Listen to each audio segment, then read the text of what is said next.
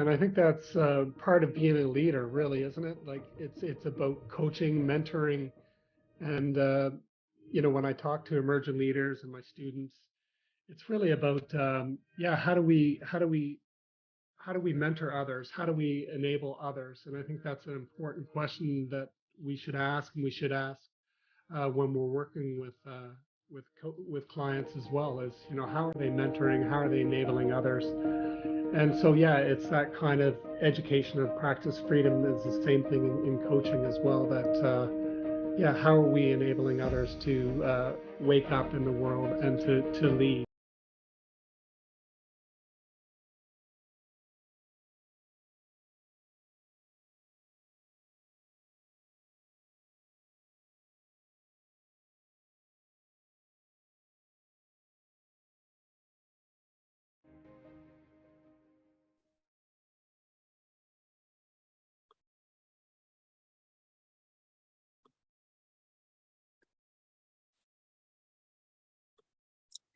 Hello, hello. Good morning, good evening, good afternoon, everybody.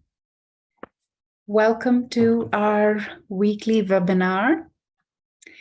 And thank you so much for pouring in, joining in us from all the places in the world. Please feel free to use the chat box to let us know where you're joining from.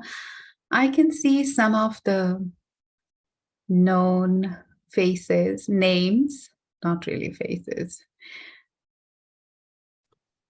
Welcome, Budapest. Okay, welcome, Vera. And welcome everybody. I'm so glad to have you here.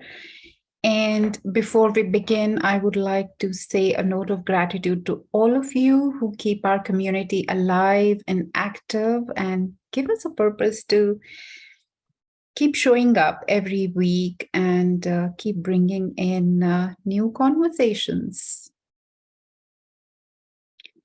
So while you're all joining us from the different places in the world, so we've got from British Columbia, Canada too. Welcome, Laurie. Okay. So allow me to introduce today's conversation and today's guest who we have. So as you know, this month we've been following up a theme of challenging the status quo. And August is a special month because we get one additional week to have the conversation. And in today's conversation, I am accompanied by Professor William Kent. Professor Kent Williams. Sorry, Professor, I always sort of confuse between your first name and last name. Anyways, Dr. Kent is assistant professor at the Faculty of Management in Rose School of Business in Canada. And apart from being a professor, he also has a leadership consulting practice, which he calls Integral Dialogue Project. He holds a doctorate in social science, and there is much more to him, which I'm sure we are going to explore and observe during our conversation. And you being the coaches, I'm sure you will pick up a lot more nuances about him as an individual. So without further ado, welcome, Professor Kent. Welcome to our community of coaches. It's a pleasure to be here with everybody, as coming together as a learning community, as I always say. And I just want to start by saying that I'm standing in the traditional territory of Kluskap of the Mi'kmaq. And yeah, I always like to recognize the sacredness of this place, this land, and recognize the unceded territory, the Mi'kmaq people. And not only is this great from a reconciliation standpoint, but I think it's great to honor the elders and ancients of the past, present, and the future, and also really embrace these mindsets that really connect to the idea of reciprocity and interdependence. So I just wanted to start my my hello with that, and just again say it's a pleasure to be here with everyone today. Thank you so much.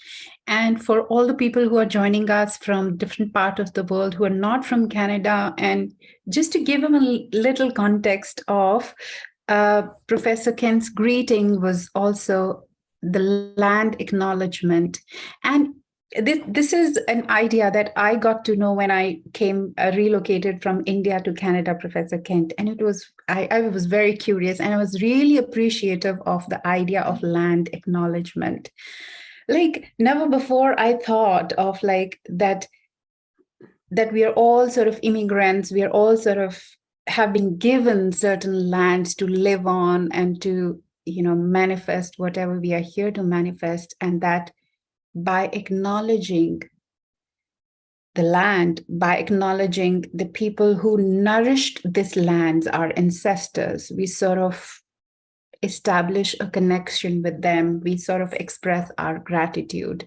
So thank you so much for bringing that land acknowledgement in this place.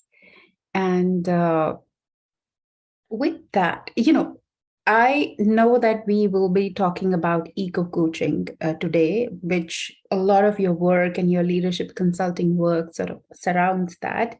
But before we go there, I have another intriguing question about you. When you shared about you, I came across your belief that pedagogy of education as a practice of freedom. Now, contrary to how education is being practiced currently in the world, it's more around we get educated to get the degrees and qualifications so that we can sort of sustain our life. We can go to lucrative careers. So would you say a little bit about like, how do you see education as a practice of freedom? Well, I think it really connects to the coaching as well. And I'll share a quote that I just happen to have here in front of me. This is by Amanda Sinclair. She says, leadership should be aimed at helping to free people from oppressive structures, practices, and habits encountered in societies and institutions, as well within from the shady recesses of ourselves. And I think that, the world that we come from, especially in the Western world, colonial capitalist frameworks that really have kind of marginalized and oppressed many people that really don't fit into what that idea of what capitalism should be, really where the focus is on profit maximization, shareholder primacy. And really, this is how we've taught in our institutions, really educating where it's more of what Paulo Freire would refer to as a banking system and a transaction where I'm the expert professor and I'm just going to give you the information and you are to, just listen and really embody what I'm telling you. And really, the education and practice of freedom and, comes from, I would say, is espoused from people like Paulo Freire, Bell Hooks, who recently passed away, Parker Palmer, folks like that really talk about, we enter as my role as a professor with students, or even as a coach and coachees, we enter into a relationship where we learn together. And that through this process of really showing up in a dialogic way, it really enables agency. And I guess that's where this practice of free education as a practice of freedom is really about setting up a holding environment that allows people's voice to be heard so that they can build that agency to be free.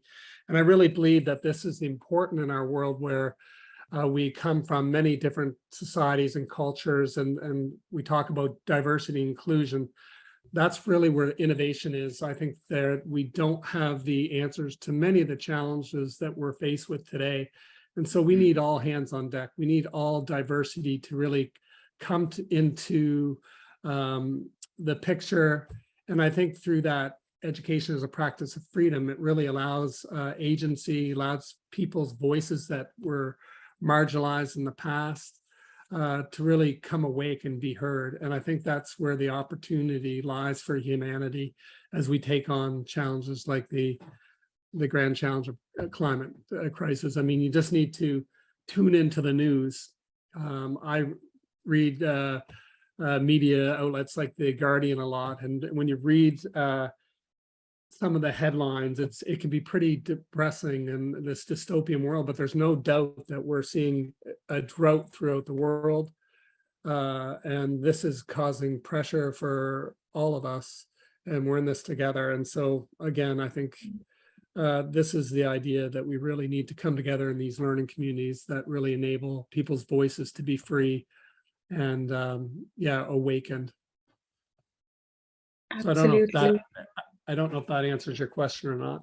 No, absolutely. And I like the way you said that it includes coaching as well, because if we consider coaching to be one of the interventions into adult learning practice, I think as coaches, we are here to, help our clients become free of the constructions of the mind and use their voice, or even first of all to find their voice and then use it to the right course and concern. So in a way, I see, and in what you've shared, I view coaching itself to be one modality which sort of is made to challenge the status quo, to challenge the molds that we've sort of fit ourselves into, and look for what are the other ways, what are the different ways to live and be in the world.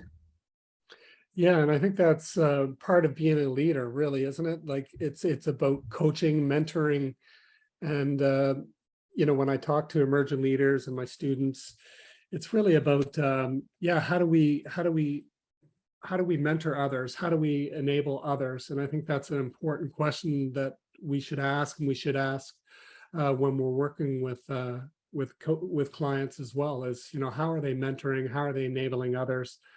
And so, it's that kind of education of practice freedom is the same thing in coaching as well, that, how are we enabling others to wake up in the world and to lead? Absolutely.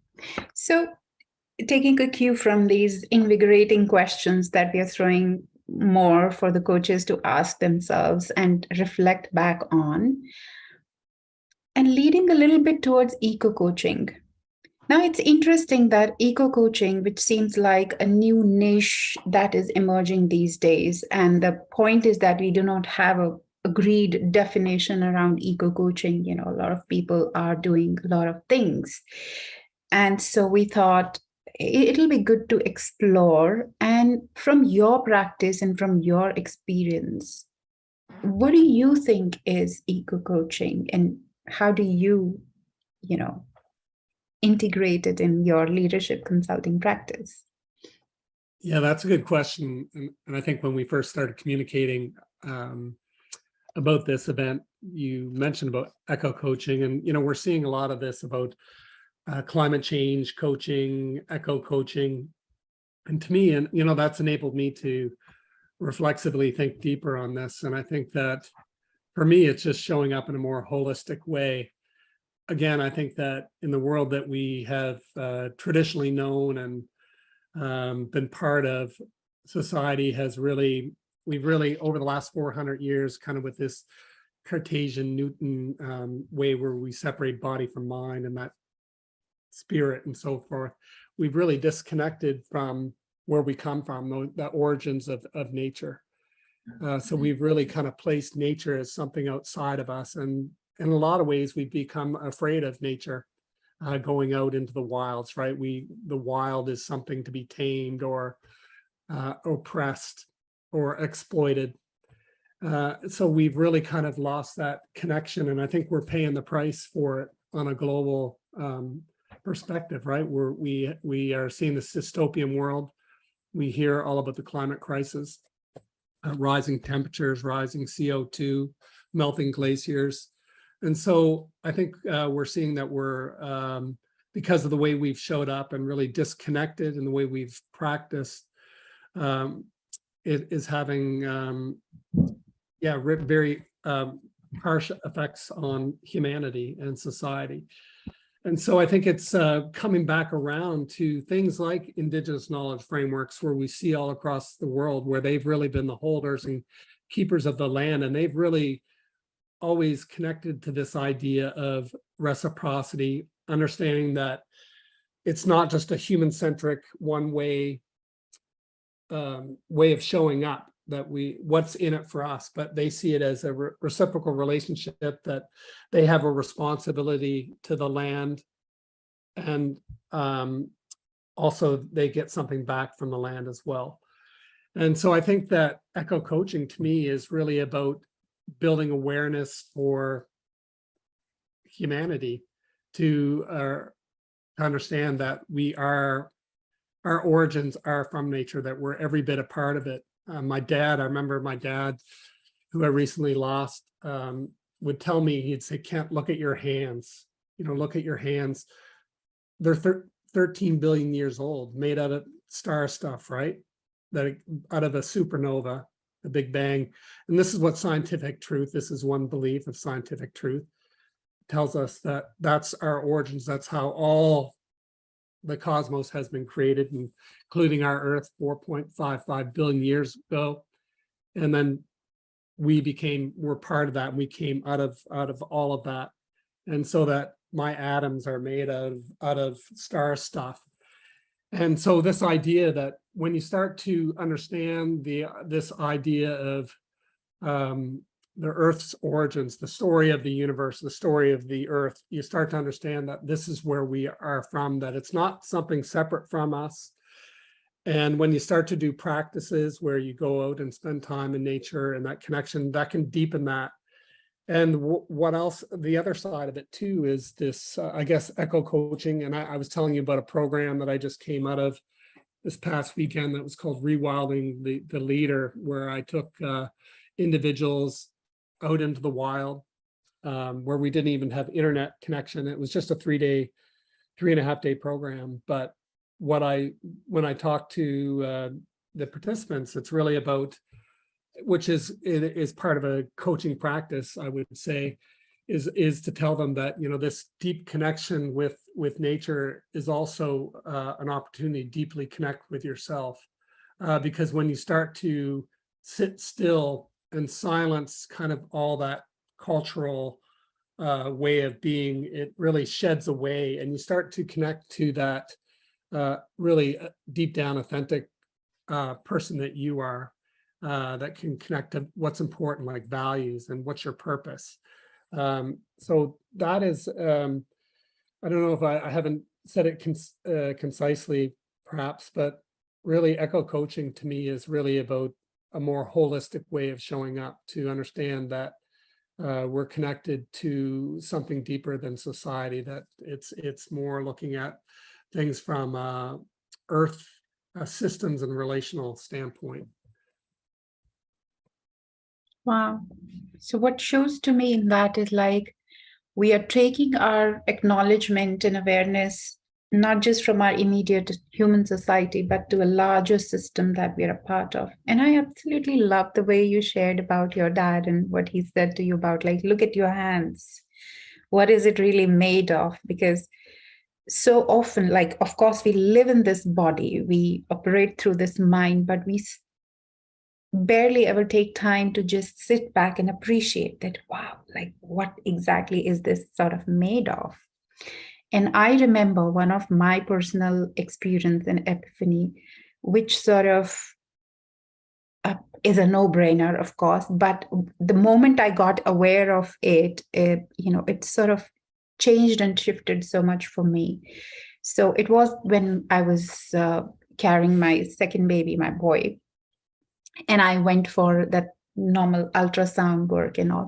And so I'm lying in the bed and the doctor is doing the stuff and I'm just looking. And it was that moment when the fetus developed the heartbeat and all. So the doctor told me that, oh yeah, see this little heart beating. And right in that moment, I had a thought and I was like, I looked at the little heart beating inside my body and I was like, God, I'm having two hearts inside my body. So like this one human body has two beating hearts in it right now. And if you look at it, yes, of course, like every woman who carries a child has at that point of time two hearts. And then I was like, it's I don't know what was in that epiphany in that moment, but just becoming consciously aware of that fact sort of changed so much in me, changed the whole way I looked at me and my relationship with my children. And there was something different in that moment. So I have the same feeling when you say, look at your hands and say, what is it really made of? It's made of so much of history. It's made up of the star elements that we are. So thank you so much for bringing that insight into the conversation today. Because what I had been sort of reading and researching a little bit on internet about what eco coaching is, like, okay, so you go in the nature, you take the walk with the client and do all of that. But I reckon that this is way much deeper in the way you sort of explained and shared it. So can you say a little more about this rewilding the leaders? Like, what exactly happens and how do you bring that sort of an awareness in the people? Yeah, I first got really, I've always been, from my background I think I was on my dad's back when I was just months old, trekking through the Rockies. So I was always, from my upbringing, always really connected with nature and the cosmos, out starring and so forth. So I always had that in me, but then, really got into went to university, went to business school, learned about economics and shareholder primacy and those things, and really kind of moved away from that. But I find, talking about having kids, when I had my two kids, it really kind of brought me back to asking a lot of questions of what are my values. And, I went on to do my master's in leadership and then my doctorate as well. And I through just that journey, I remember reading, some of you may be familiar with Peter Senge. There's a book that he has, Presence, that he wrote with Betty Sue Flowers, Joseph Jaworski, and Oda Sharma. And there was a chapter in there where I read about Joseph Jaworski going on this sacred passage with this guy, John Milton, down in Baja, Mexico, where he had these whale experiences. And I remember when I read that, I got really emotional. And I'm like, I need to do this. I need to do this. And I actually contacted the woman down in Connecticut and connected with the Joseph Jaworski. How can I connect with this John Milton? And, I think within a year and a half later, I was doing one of those, did a 10-day sacred passage down in Baja, Mexico with this John Milton, who's an amazing, amazing person, amazing mentor and teacher to me today. But this really opened up a whole journey for me. And then I saw the potential in it from a leadership perspective, when I had that time with the land, just seeing how it really changes you, again, how it sheds away cultural barriers, and where you really start to have this deep time connection with nature and where you come from.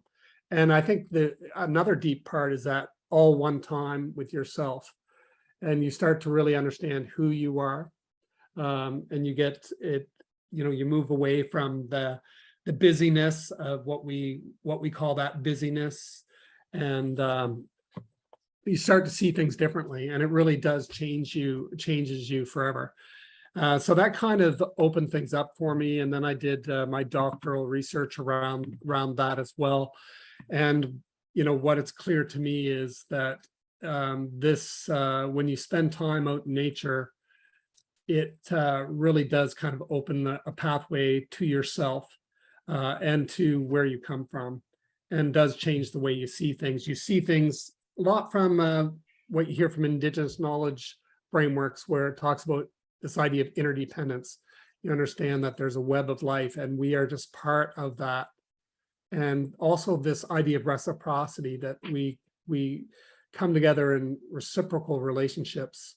And this is through all of society, and even moving outside, all the animal and plant life, we're all interconnected to that. And really, it makes you keenly aware that we need to, all our decisions and actions should bring this idea of interdependence and reciprocity into it. And we have not done that from humanity standpoint. And I think this is why we're in a lot of challenges that we're in.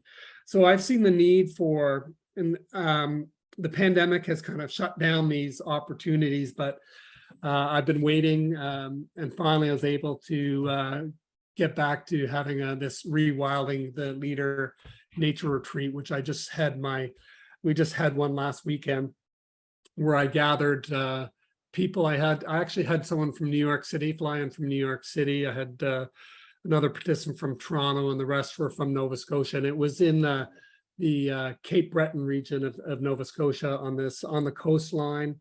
And the coastline really hasn't changed a lot over the years. It's pretty wild. And through this time, we spent a lot of time just talking about some of these things about reciprocity. We even bring art in there because art has a way of decentering people. So we bring expressive art in there that comes from the school of Paul Keneal and so forth. And yeah, and it's just an opportunity to really explore how people are showing up in this connection with nature. And also the participants do a 24-hour, what I call all one time, where they go out and pitch a tent in the wild right on the coastline. And we experience amazing sunsets, seeing the sun rise. Actually, we're spinning towards the sun in the morning, but we saw that every morning, the sun come up, and as we spun towards the sun, and then also at nighttime, the same thing, and get to see the Milky Way. And yeah, just a really, really great way to show up. And everybody, I'm just getting feedback now, some formal feedback. I've got it out there, but I can tell that everybody came away with, you could hear it in their voices, came away with a new way of showing up. So yeah, if anybody's interested, we're having one next August, if anybody's interested. Yeah, I'm sure that does have a lot of value. And while you were narrating it, one question was popping up in my mind, but I think by the end of it, you sort of answered that question. So the question was like that, and I was just thinking that, yes, okay, so one time you go out and you experience this oneness with the nature, and you see that how you are a part of a larger system and not just the human society in the concrete jungles we've built around ourselves. But when you come back to, again, living in your cities and surroundings, would you sustain the same thought and feeling? But I think the way you answered it is in the, like, you get a way of looking at yourself, which I think is the key.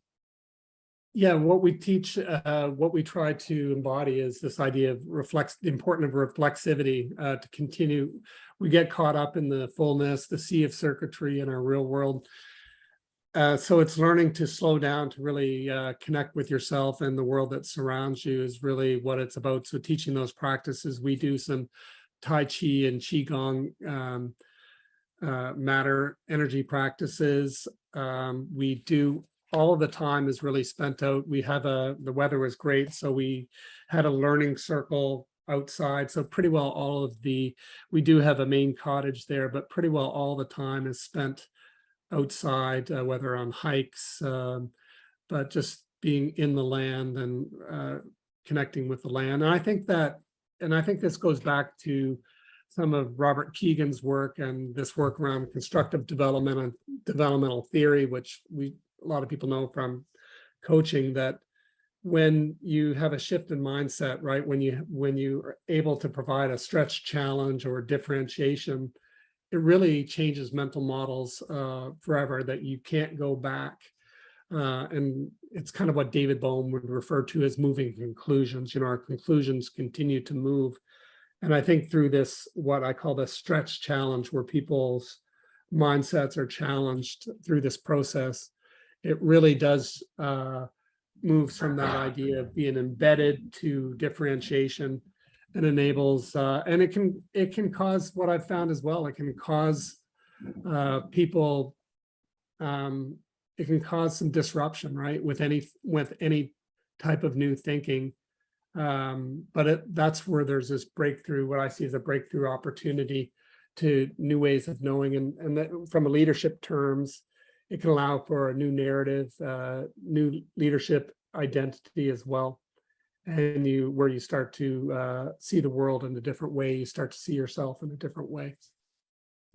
Yeah, absolutely. So it's not as much around just focusing on what habits you have or the way you're leading, but going deeper to the root of like, where is all of this emerging? Where is your way of living emerging from? And at that level, when there's a shift happens in the way you start to see yourself or see the world around you, so that vision sort of then carry forward. I remember something of that sort happened to me when I went out for a 10 days Vipassana retreat. Although it wasn't in a wild setting, though I now fancy that, Vipassana combined with the wild and the being in nature would be even more powerful. But it was just a 10 days of just being with yourself, although there were other people also, but you're not even supposed to interact or talk to anybody or even have an eye contact or touch. So it's like you are on your own. You're not talking. You're not having any internet, like you said. This is nothing of that sort in nature. And that was also a very liberating, a very transformative experience for me. And I think that bringing in nature and using nature as your playground or your space, like the nature holds the space for you while you coach your clients or while you sort of walk the journey with them. I think it is definitely quite powerful.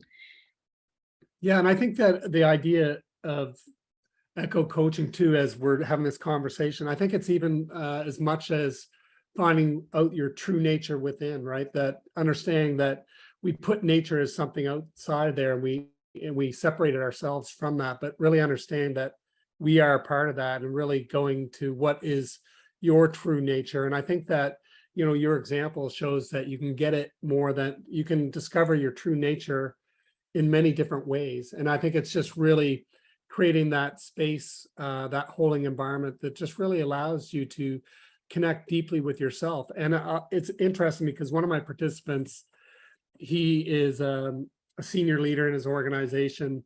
And one of the things that came up for him, and it was a very emotional thing for him, he realized that he was always he was taking on, very busy in his work life, also he was taking on a lot of things outside of his organization. And he realized that he was just avoiding the conversations with himself. And I find that there's a lot of people out there, and I'm sure we've all encountered those people that we are coaching, where they just really keep busy lives. And it's sometimes people avoid that reflection time because they don't want to see what is in the mirror in that reflection. But it can be a really powerful thing when you can enable people to be able to see that reflection of themselves. And that's where the real growth opportunity is. And that can be a hard space for people to go into. It can be very emotional, as I experienced with this one individual.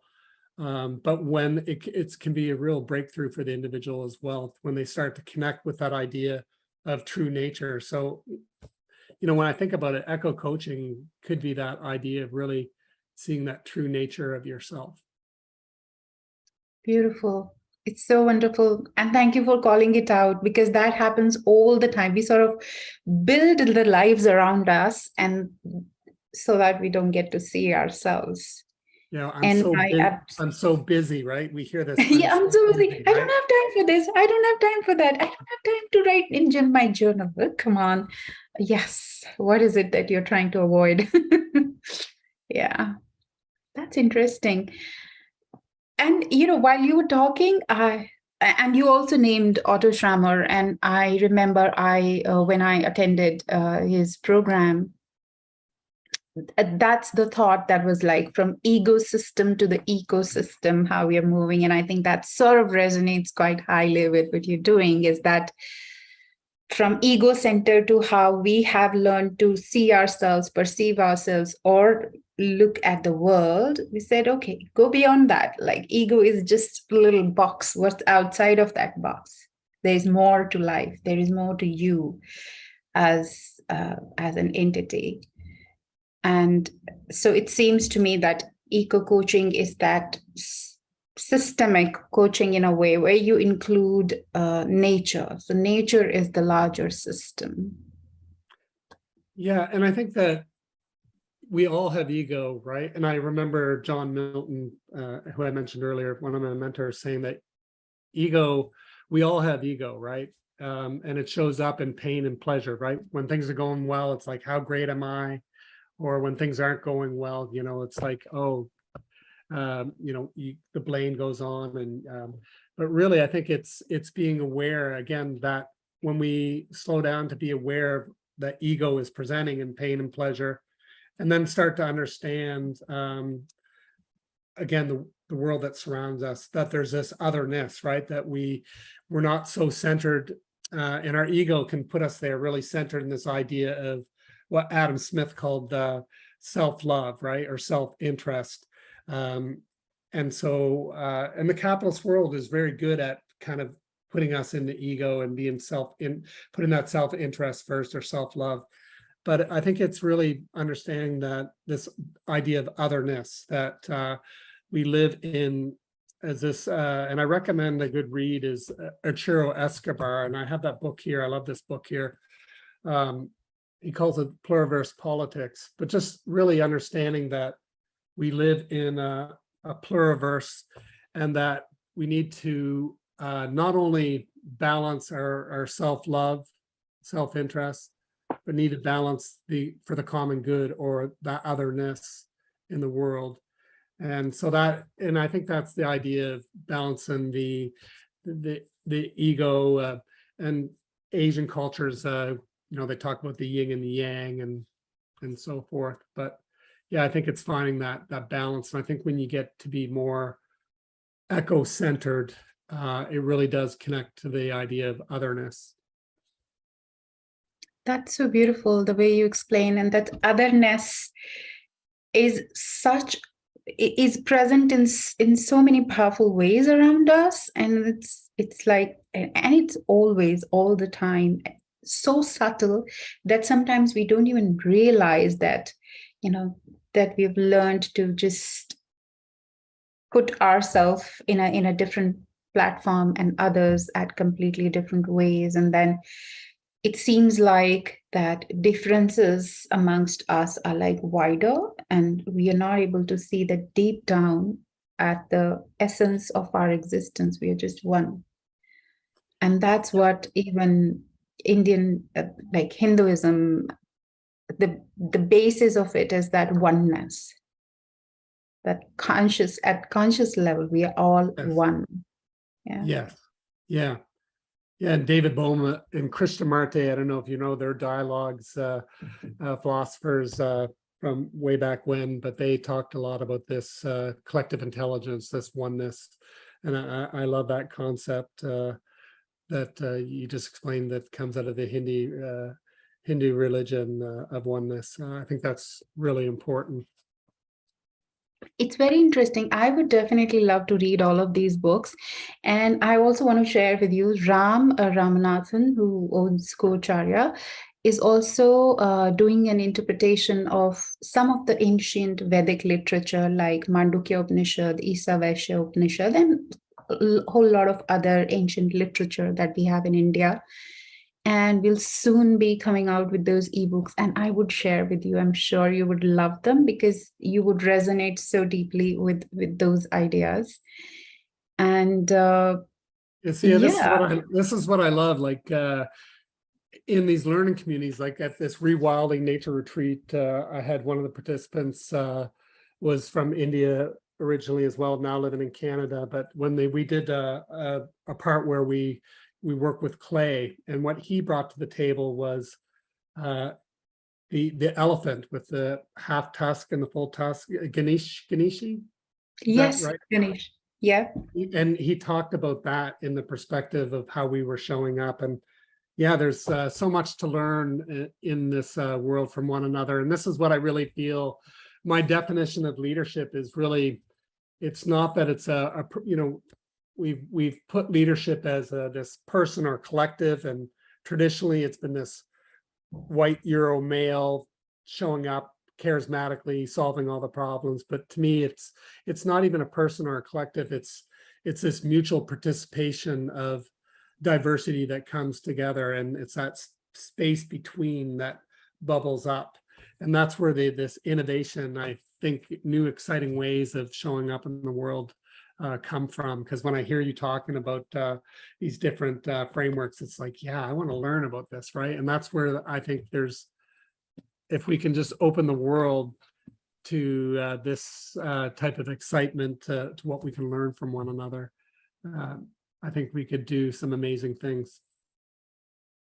Yeah, and even now it shows to me that just opening our minds, that's just bringing ourselves in the space of possibility to explore, and from approaching something with a curious mindset also helps open it. And eventually we find out that, oh no, yeah, we feel a lot same than different actually.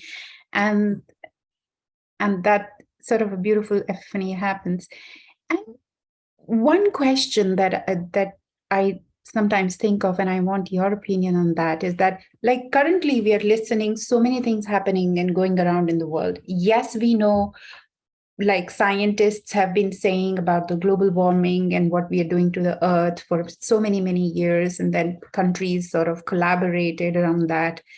But now it seems like the whole world is ready to go on war with each other, and then there are natural calamities like flood in one part of the world and then drought in other part of the world. So it seems like the end is closer than we ever thought it would be. So in such a scenario, how do you think we make sense of what is it that we should be doing? Yeah. Is there really something that we can do here? And in your view, like, what is that way forward for us? Yeah. Well, it's a tough position because, and I'm doing some research around this right now, hopelessness and helplessness. And this is what I've heard from the emerging leaders I work with, students, that they are, we are all presented with this idea of a dystopian world. We see it in our movies, video games, it's everywhere, and the news. So we're presented with this idea of a dystopian world. And so what kind of shows up is this idea of, there's no hope for the future. I've heard students tell me that I'm not going to have kids because they don't feel like there's a good future for them. Or I hear that they feel like they can't make a difference. But what I've also found, though, is when you open up mindsets to show that there are tools that people can use, like the Sustainable Development Framework that's coming out of the UN, also understanding this planetary boundaries framework that came out of Europe about a decade ago, that's just starting to get momentum. When people start to see that there's tools that they can apply and how to do business differently, that world that I live in, they start to see that, yes, I can make a difference. And then also they start to have hope for the future. And I think that we need to look at the history of humanity, that when we lean into conflict and really take it on, that it opens up creative portals for opportunity. And so what I feel is that it's important that people engage in the process instead of disengaging. And I think that there's some people feel that there's this idea of deep adaptation, that there's a group, and I'm kind of around there as well, that feel like, yes, we are kind of we're getting to this point where there's going to be this collapse, this capital collapse of the world that we've known, right? How we've operated. But it doesn't mean that we can't do things differently. And I think that we need to start preparing to mitigate and also adapt. And this whole idea, you hear it all the time, and I've even heard it coming from press releases from the United Nations and so forth, is we need to save the planet. And I think that from our ego, since we're always embedded in our ego. I think we need to get away from that, because we know that when you start to realize history of the planet, it's 4.55 billion years old, years, and we've been here for a fraction of that. And the planet will continue to go on with or without us. And that, so it's this idea of saving the planet is a myth, in my opinion. And I think it should be more centered around, we need to save humanity. How do we save humanity so that we can continue to develop and flourish on the planet? And I think when we start to have that mind shift, then we'll be able to show up and do things differently. And we are. Things, if you look around, there is a lot of changes happening. But the question is it quick enough? And we know that we're as human beings, though we are nothing but atoms and always shifting and changing, we're very habitual and patterned in how we show up in everyday life.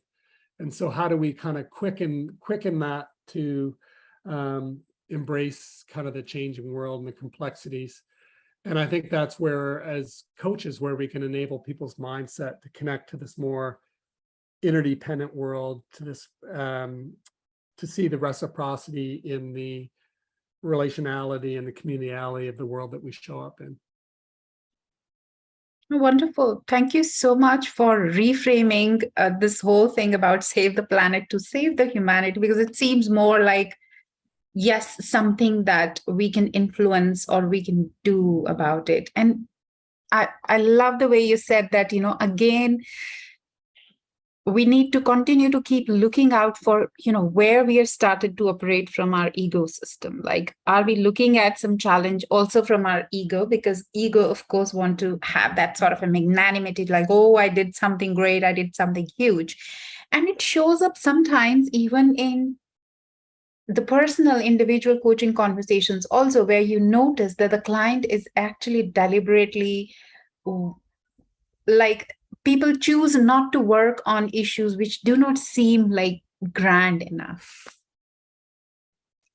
worthy enough, or important enough, whereas everything that, or every challenge or every hurdle need to be addressed, need to be attended to. So thank you so much for bringing back again the, to the point that, hey, are you again getting trapped into your ego while looking at the entire situation? And it does seem hopeless when we look at it like that. But you're right. The planet will stay with or without us. It's how are we wanting to stay? How are we wanting to live on this planet is the question, really. And that is something which is within our reach and within our grasp to do something about. So yeah. thank you. And you just hear that whole, when that idea of saving the planet, again, that's our ego thinking that we can fix and save things, right? We've been very good at that, at trying to, feeling that, our ego, that we can fix everything. And I think that I love, if you know any of Nora Bateson's work, she says that, we need to get into the rhythm of the planet. That's the important part. I think she says something like, it's not to crack the code. I have it back here on my board because I loved it when I read it. She says it's not to crack the code. We always feel like we need to solve the challenges, the problems. And she says it's not to crack the code, but it's to get into the rhythm of living on the planet. And I think that's what we have to do. We have this, I think it's no doubt that in my mind that, scientific truth tells us that we are in a climate crisis.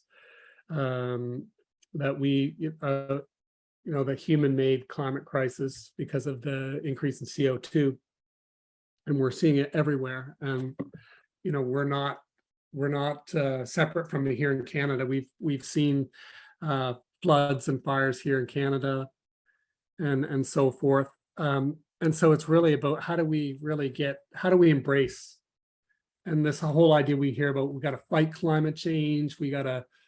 Again, that language, it's not about fighting, it's really about getting into the rhythm. Like, how do we embrace climate change? And it means mitigating and adapting.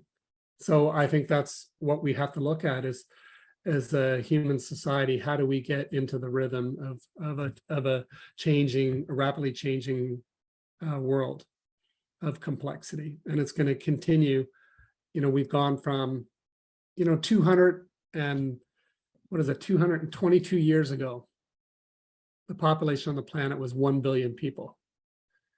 We today are at I think it's 7.8 billion people on the planet. And National Geographic, if it all goes as planned, we're going to be 9 billion on the planet by 2040.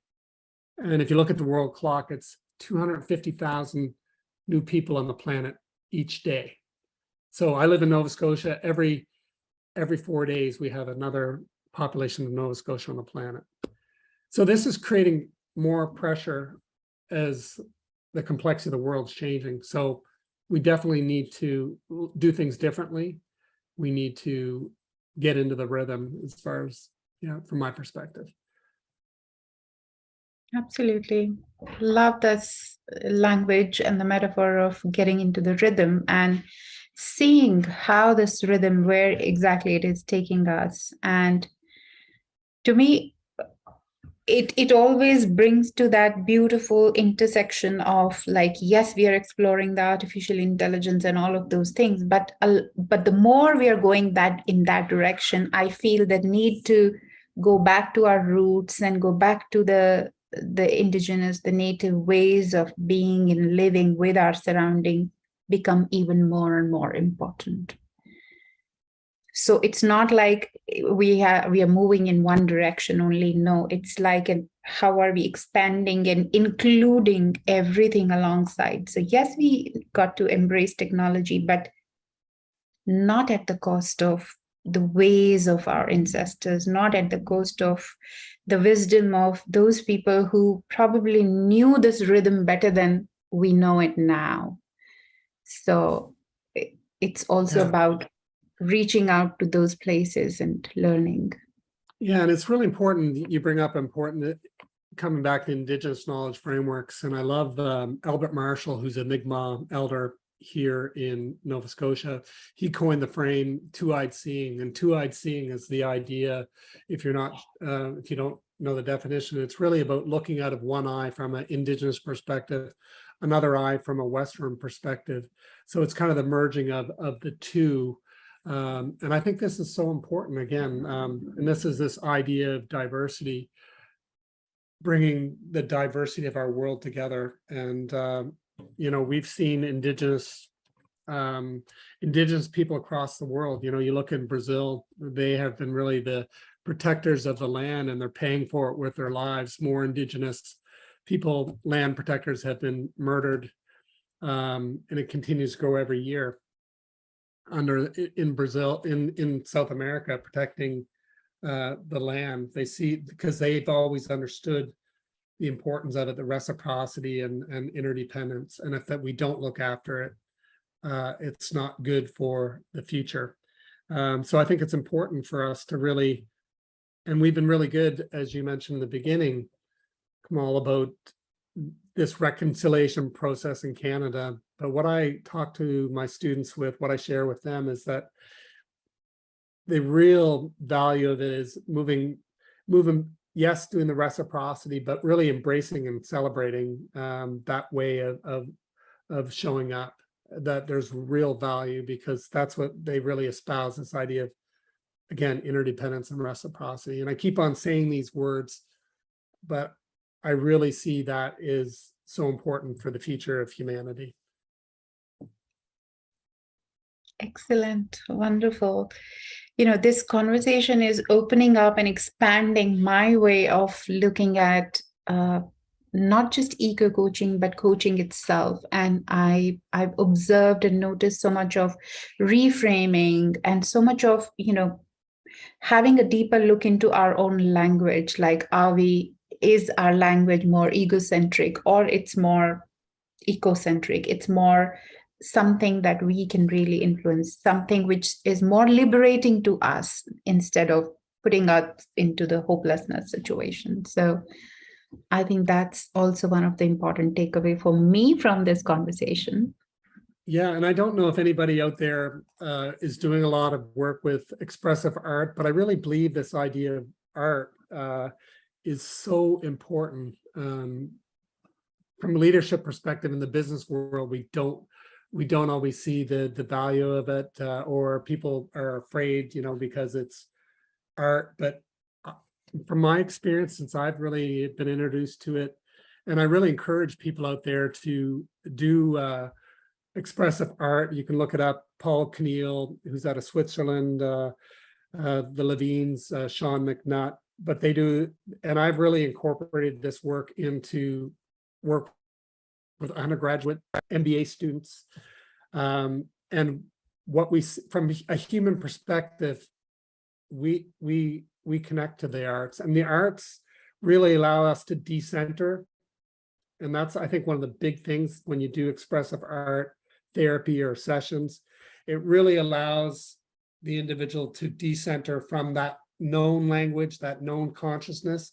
And what will happen is that unconscious can bubble up that people didn't even know was there. And it can enable new language, because we get so connected to old language that we can't let go of. And I think that we do need to start using new language in how we show up. And I think that when we do things like expressive art, it really decenters us from old ways of knowing and allows new things to bubble up, which can be amazing. And I've seen it. I'm always amazed when I work with it, and there's always that inner critic and in myself when I'm like, oh, are people going to be receptive to this? These are business executives, but when I do it, it is always reconfirms that how powerful it is. Yeah, it's so interesting that you say that and you bring that art and creativity in this space of eco-coaching as well, because last month our theme was creativity, and we did have some creative artists, some poets and some theater artists who also work in this space of self-development and transformation come and speak to us on the same lines, that art isn't just for somebody to become professionally qualified at some skill, but it's a way of life, it's a way of expressing, it's a way of learning to be in this world. So thank you again for bringing in this topic into the conversation. And it's sort of so beautifully what you're saying is so beautifully sort of tying the last month to the next month where we are going to go, because next month for September, we've chosen the theme of sustainability, which is emerging in a great way from what we are having a conversation around today. And although we are coming close to our conversation, but I would really love for you to share with us what you're doing in this space of sustainability, and leave us coaches with a question that you would want us to reflect on for the next month. We will put that in our community portal on Coach Nook so that people can revisit and connect with it. Yeah, sure. Recently, I was awarded a federal grant, the SHRC grant, Social Science and Humanities Research Council, a large grant to explore the Sustainable Development Goals. And I'm sure most of you are aware of the UN's initiative that has the 2030 agenda, which 17 Sustainable Development Goals, from no hunger to gender equality, to reduce inequalities, life below land, life under land, justice, partnerships, climate change. So there's many of these goals. If you're not familiar, you can just look up Sustainable Development Goals. And what I've found is that there is not a lot of awareness. These were adopted as the millennial goals, but they came into fruition out of the Paris COP, I think it was COP 25 or 2025 in Paris in 2015. They were adopted. Every country signed off except for 2. So it is a world framework that we've agreed upon, that we really need to embrace this framework to be more, to really flourish on the planet and to right the ship, so to speak. And so how are we doing? We found out of Copenhagen, I believe that was COP 26. I think I've got them right.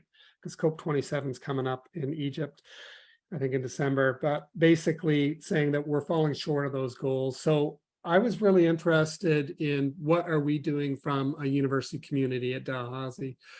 We've yet to make we're doing things around sustainability, but we've yet to make that major statement that say we're going to be carbon neutral by 2050 and have a really coherent strategy. I haven't heard that. So I really decided, okay, I want to explore sustainable development at my university and use it as a case study. So I put a study grant proposal together and I was awarded this grant. So I've just freshly hired a research assistant. We'll be hiring another one coming up, but working with some other researchers at my institute where we have brought different players across the university where we're just going to explore that and really try to understand things at our institution. So first of all, we'll be exploring where are we right now from a baseline sustainable development and how does it reflect on the sustainable development framework. And then the next part is using this method called the 17 rooms approach, which comes out of institution in the US. That really examines how can we have a direct action, what kind of action plan strategy can we put together right away so we can start living sustainable development. And hopefully that'll affect what we come up with. We'll publish articles around this and share globally because that's how I kind of got the courage to do this, reading what other institutions were doing, and hopefully really influence and co-inspire other institutions really to take up the call for sustainable development. But what I would say, I guess the question that I would leave everybody is, are you familiar with the Sustainable Development Goals in the 2030 agenda? And if not, why not? And the next part is, once you start to understand them, how can you implement them into your practice? You can't take all 17, but what might be ones that you attach?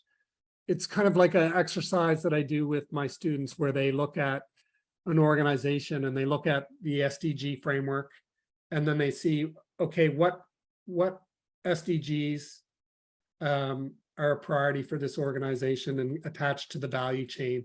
So what I would say to you as coaches, looking at your own value chain or your own coaching practice, what SDGs might you really ground your practice in and that you explicitly share with your clients? And through this, you can build awareness for your clients, because this isn't the perfect framework, but it's the one thing about this framework, there's two things. It's universal. Doesn't matter where you are on the planet. It's a universal framework that everyone can connect to, because it's really centered around human rights. And so, and that would be the second part. It's really centered and grounded in human rights and universal. So for those two reasons, I think every coach should make that a part of their practice. So those, I guess that would be the question is, are you familiar with the SDG and the 2030 framework? If not, and how can you? And the second part is, how are you going to explicitly incorporate this into your framework, into your coaching model? And so you can enable others' awareness as well. Wonderful. Thank you so much, Professor Kent, for these questions and this invigorating thought around deepening our understanding of the eco-coaching and leaving us with a lot more to explore in the coming month. Thank you for taking the time out. It was a pleasure. And I guess we've come to the end. I was going to say I'm always open for questions, but if anybody has any questions, feel free to share my contacts. I'd be happy to take any questions or just share any insights that bubble up for people. So thank you so much. We'll do that. I'll share your LinkedIn profile as well at our community portal. Thank you so much again for your good work and doing so much of reframing and bringing in quite a lot of hope in us as well. And thank you, everybody. for joining in us today. And please feel free to go ahead and look at what we've discussed again on the YouTube and stay connected. Thank you so much, Professor. Pleasure to be here with your learning community. Take care, everyone. Bye. Bye-bye.